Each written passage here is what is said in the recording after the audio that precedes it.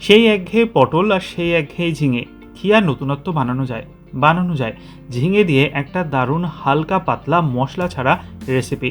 নমস্কার, কুইজিনিয়া চ্যানেলের পক্ষ থেকে সকলকে জানাই সাদর আমন্ত্রণ। আমাদের সবার চ্যানেল কুইজিনিয়াকে সাবস্ক্রাইব করে পাশে থাকা বেল বাটন আর অল আইকন প্রেস করে রাখলেই সব নতুন ভিডিও নোটিফিকেশন পৌঁছে যাবে আপলোড হওয়া মাত্র আপনাদের সবার কাছে। আজকে আমি নিয়ে এসেছি ঝিঙে দিয়ে একদম মশলা ছাড়া দারুণ হালকা সুস্বাদু ঝোল, যেটা গরম ভাত দিয়ে যেমন ভালো লাগবে, রুটি দিয়েও কিন্তু খেতে জাস্ট ফাটাফাটি লাগবে। আর বানানো খুবই সহজ, দেখে নেওয়া যাক আজকের রেসিপি। কড়াইতে নিয়ে নিয়েছি সর্ষের তেল। সর্ষের তেলটা গরম হয়ে গেলে এখানে আমরা দিয়ে দিচ্ছি কিছু পরিমাণ বড়ি। অতি অবশ্যই এই বড়িগুলো হতে হবে বিউলির ডাল। এই রেসিপিটা বিউলির ডালের বড়ি অথবা মসুর ডালের বড়িও ব্যবহার করতে পারেন, তবে বিউলির ডালের বড়ি দিয়ে সবচেয়ে ভালো আসে। এবার বিউলির ডালের বড়িগুলোকে বেশ সুন্দর লালচে করে ভেজে নেওয়ার পর আমরা তেল থেকে তুলে নিচ্ছি। বড়ি ভাজার তেল যেটুকু অবশিষ্ট ছিল তাতে আমি ফোড়নের জন্য দিয়ে দিচ্ছি 1/4 টিস্পুন পরিমাণ কালো জিরে, আর দিয়ে দিচ্ছি 2 কাঁচা লঙ্কা মাঝখান থেকে টুকরো করে। এরপর এতে 2 মাঝারি সাইজের আলুগুলোকে একটু মোটা লম্বা করে কেটে নেওয়া রয়েছে। আলুটাকে দিয়ে দিলাম, দিয়ে 1 মিনিটের জন্য মিডিয়াম টু হাই ফ্লেমে আমরা একটু আলুটাকে নাড়াচাড়া করে নেব তেলের মধ্যে। 1 মিনিট আমার এখানে কিন্তু আলুটা সাতলানো হয়ে গেছে। এরপর এতে আমরা দিয়ে দিচ্ছি ঝিঙে।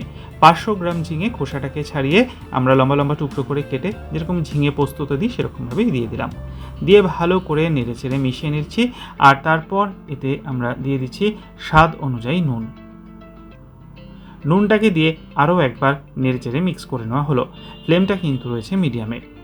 রেসিপিটা নিয়ে এগিয়ে যাব তার আগে মনে করিয়ে দিই আমার নতুন চ্যানেল লাইফ ইজ প্রেশাস, যেখানে জীবনের নানা দিক নিয়ে আমি আপনাদের সাথে আলোচনা করি।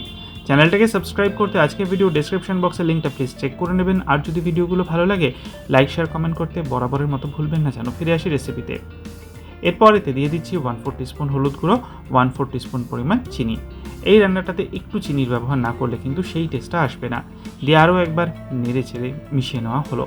মশলার মধ্যে আর কিন্তু কিছু পড়বে না। দিয়ে দিচ্ছি জল। 300 মিলিলিটার পরিমাণ জল এখানে অ্যাড করা হচ্ছে, কারণ ঝিঙে থেকে যদিও জল বেরোবে কিন্তু এই রেসিপিটাতে একটু ঝোল রাখার প্রয়োজন আছে। জলটাকে দিয়ে ভালো করে নেড়ে চেড়ে মিশিয়ে নিচ্ছি। আর তারপর একটা ঢাকনা চাপা দিয়ে 7 থেকে 8 মিনিট সময় নিয়ে মিডিয়াম টু হাই ফ্লেমে এটাকে আমরা কুক করব। 8 মিনিট হয়ে গেছে, ঢাকনাটাকে ফাইনালি খুলে নিলাম। একটু চেক করে নিচ্ছি আলুটা সেদ্ধ হয়েছে কিনা। হ্যাঁ, আলু কিন্তু সেদ্ধ হয়ে গেছে। এবার ভেজে রাখা বড়িগুলো এর মধ্যে অ্যাড করে দিলাম। বড়িগুলোকে দিয়ে আবারও একটু মিশিয়ে নেওয়া হলো। আবার এটাকে ঢাকনা চাপা দিয়ে 3 থেকে 4 মিনিট মিডিয়াম ফ্লেমে কুক করব। 4 মিনিট হয়ে গেছে, ঢাকনাটাকে খুলে ফেললাম। আমার কিন্তু তরকারিটা একদমই রেডি। নামাবার আগে আর একটা জিনিস, সেটা হচ্ছে বেশ কিছুটা পরিমাণে ধনেপাতা। আমি এখানে ডাঁটশুদ্ধ ধনেপাতা কিন্তু ব্যবহার করেছি।